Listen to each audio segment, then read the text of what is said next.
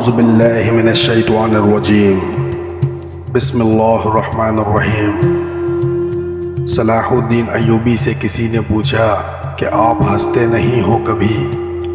میں نے آپ کو ہنستے ہوئے نہیں دیکھا، کیوں؟ کیا پریشانی ہے؟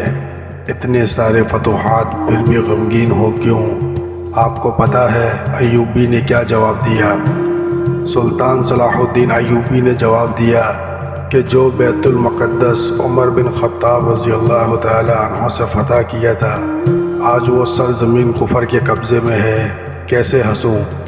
اگر میں ہنسا تو رسول اللہ صلی اللہ علیہ وسلم کو قیامت کے دن کیا منہ دکھاؤں گا؟ آپ کا مقدس کفر کے قبضے میں تھا اور میں ہنستا پھر رہا تھا۔ تاریخ گواہ ہے، جب تک یروشلم فتح نہیں کیا تب تک سلطان صلاح الدین ایوبی کبھی نہیں ہنسا۔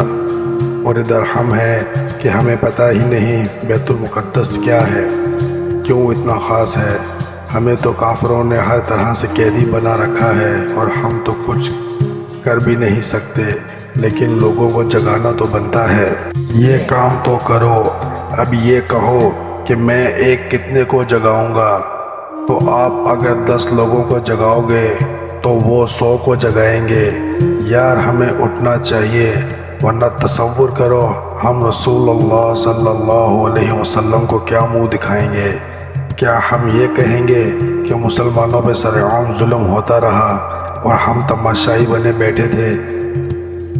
اٹھے نہیں، اب اٹھنے کا وقت آ چکا ہے۔ اقبال فرماتے ہیں، نکل کر صحرا سے جس نے روما کی سلطنت کو الٹ دیا تھا، سنا ہے میں نے یہ قدسیوں کے شعر پھر ہوشیار ہو گئے۔ ناظرین کرام، امید کرتا ہوں آج کی ویڈیو آپ کو پسند آئی ہوگی۔ ویڈیو اچھی لگے تو ویڈیو کو لائک کریں، چینل کو سبسکرائب کریں اور مزید ایسی معلوماتی ویڈیو کے لیے ہمارے چینل اسلامک انفارمیشن کو سبسکرائب کریں اور بیل آئیکن کو ضرور پریس کریں تاکہ ہماری ہر نئی آنے والی ویڈیو کا نوٹیفیکیشن آپ کو بر وقت مل سکے۔ ملتے ہیں اگلی ویڈیو میں، تب تک کے لیے اللہ حافظ۔